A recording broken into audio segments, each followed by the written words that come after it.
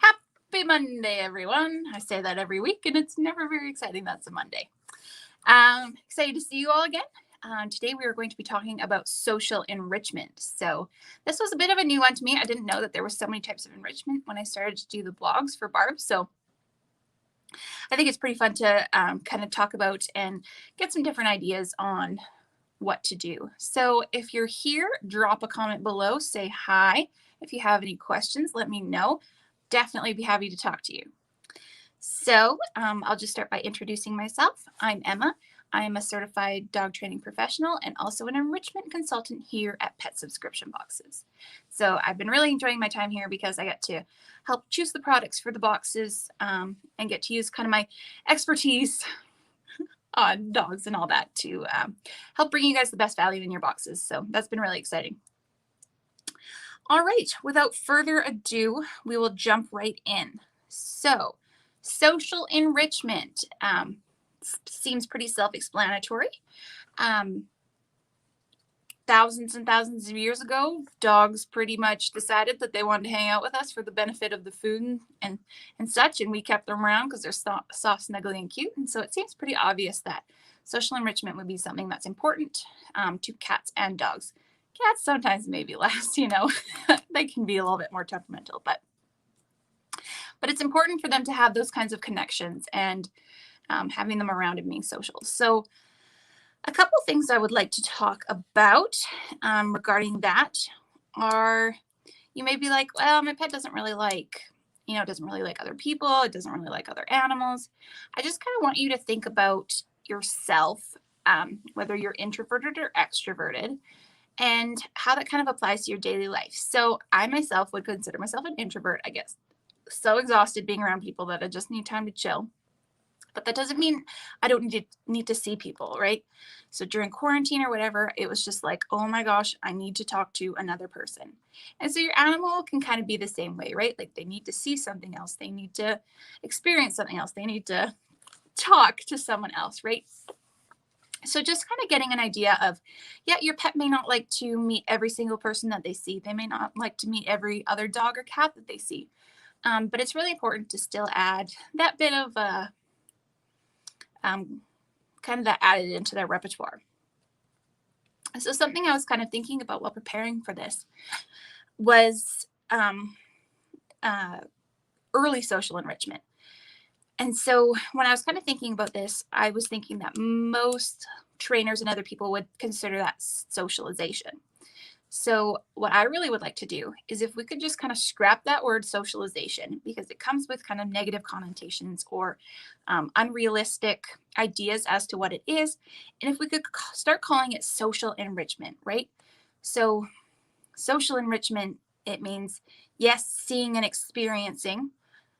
But again, like I said earlier, it doesn't mean meeting every person. It doesn't mean meeting every dog. And so if we could scrap that word socialization, and if we could say it as social enrichment instead, we are enriching our dogs' lives, getting them, and cats and horses and whatever you have. We're enriching their lives with these other people, places, things, right? But we're not necessarily just kind of throwing it in a haphazard way. So I'm not sure if I'm explaining that exactly right. But I guess oftentimes when someone comes to me and I was like, well, I did a lot of socialization with my puppy. Well, I ask what that means. And they're like, well, every person we met out on the walk pet them, or we wanted them to play with every puppy that they see. Well, that's not exactly socialization, right? So what I really want to see is people taking their pets out and just seeing and having positive experiences with the world around them.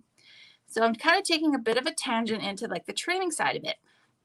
But social enrichment at its core is your pet experiencing other things outside of its kind of home environment.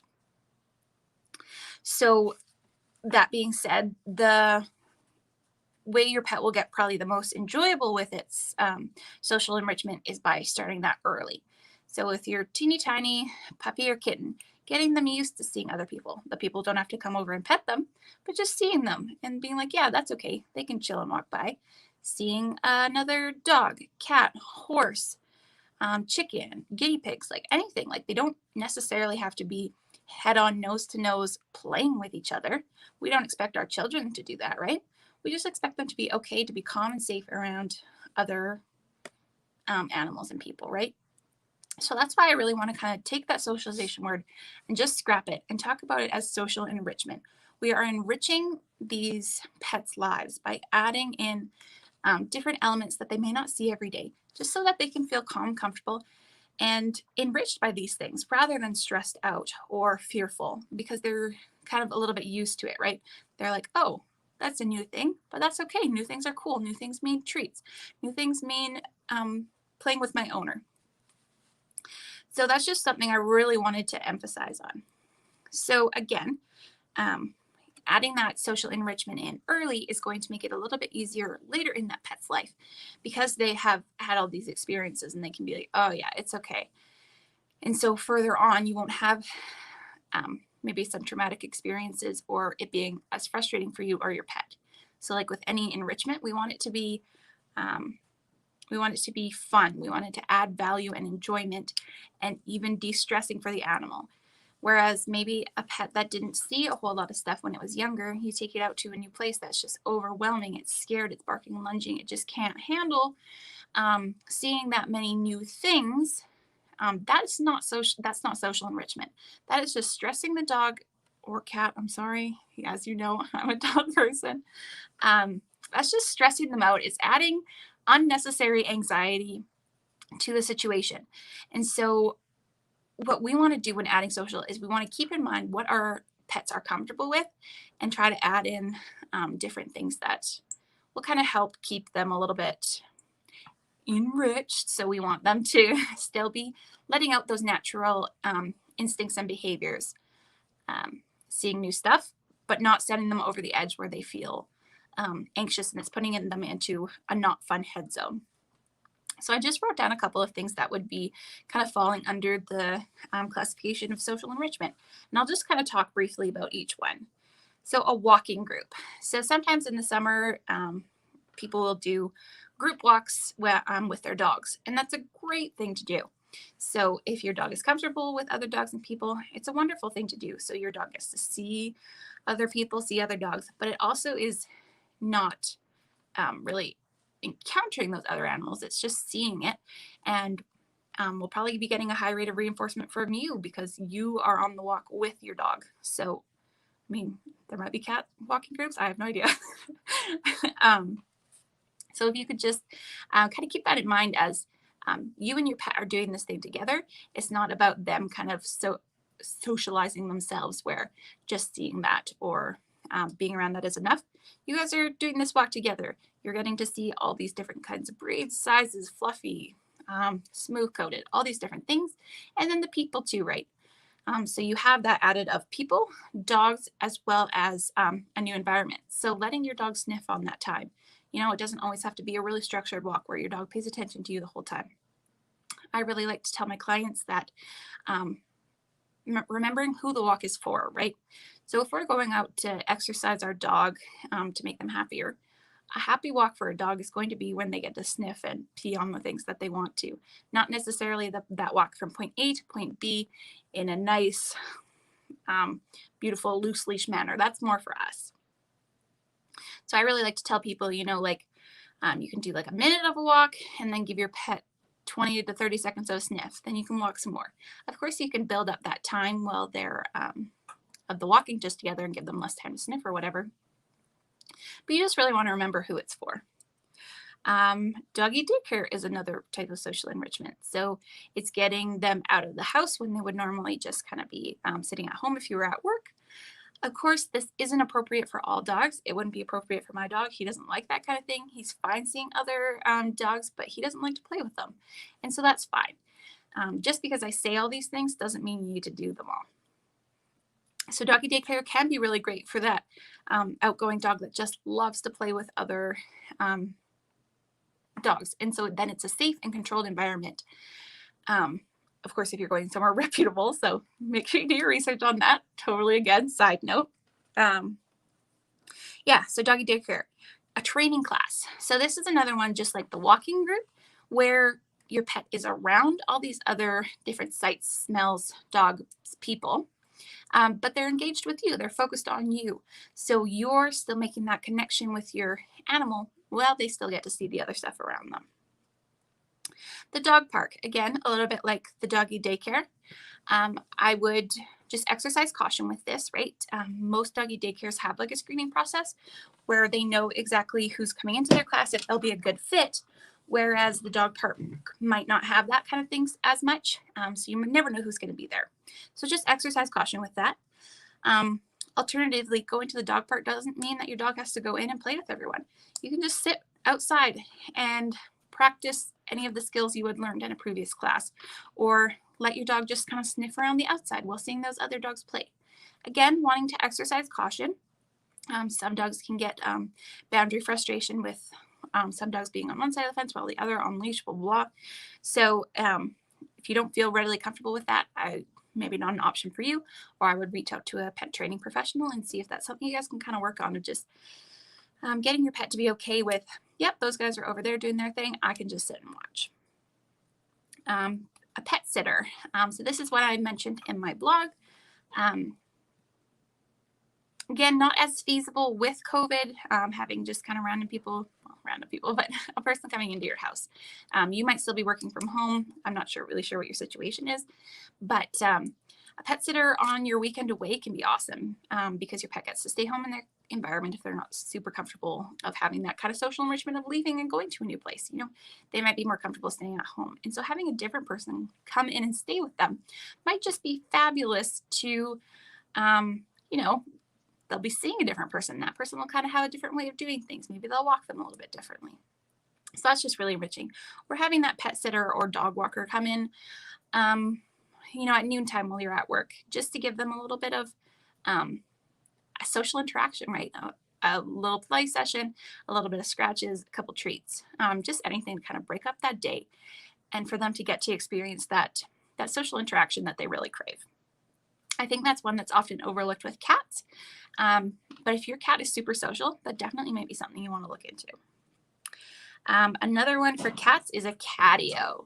So a catio is an enclosed area where your cat can go so that they can still enjoy kind of the outside world while still being super safe. So a lot of cat professionals prefer this over like an indoor-outdoor cat because you know your cat's not going to get like run over on the road or get lost or something because they are confined. Well, you can still be doing something else rather than having them on like a harness where you get to walk them around. So with the catio, it goes into a lot of other type of enrichment. So that would be like sensory enrichment. So getting to watch the birds around outside and all that kind of stuff, hunting bugs in the catio. So they're getting to see something a little bit different, enjoy just being a cat and outside and doing their thing in a safe and controlled way. Car rides. Car ride is another great one. Having your dog be able to just kind of look out the window and watch as the world goes by, or having that be able to happen until you get to your new destination. So this is another one that might be overlooked with cats, but I think it would be awesome if you had your little kitten and you just started to get them used to sitting in the car or being in a crate or carrier somewhere, so then you can broaden their horizons that way. I remember growing up, we had a cat who absolutely hated the car. He would yowl the whole way.